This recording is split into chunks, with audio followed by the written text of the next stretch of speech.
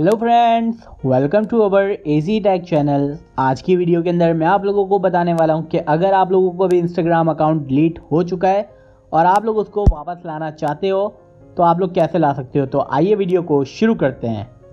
अगर तो आप लोगों का अकाउंट काफ़ी टाइम हो गया डिलीट किए हुए, 30 डेज से ऊपर हो चुके हैं, तो वो अब आना थोड़ा सा मुश्किल है। आप लोग सपोर्ट टीम वगैरह से इनके बात कर सकते हैं, लेकिन अगर 30 डेज से ऊपर हो चुका है तो आप लोगों का चैनल आना थोड़ा सा मुश्किल है। अगर 30 डेज से नीचे है, अभी टाइम नहीं हुआ, 30 डेज नहीं हुए अभी, और आप लोग चाहते हो कि आपका इंस्टाग्राम वापस आ जाए, तो सिंपल आपको क्या करना है, इंस्टाग्राम की एप्लीकेशन को ओपन कर लेना है एंड देन आपको अपने सारे अकाउंट को लॉग आउट करना है एंड देन आप लोगों को वो वाला जो आप लोगों ने अकाउंट को डिलीट किया था, सिंपल आप लोगों को यहाँ पे आके लॉग इन कर लेना है। जैसे ही आप लोग लॉग इन करोगे तो आप लोगों का अकाउंट जो है वो दोबारा से रीएक्टिवेट कर दिया जाएगा।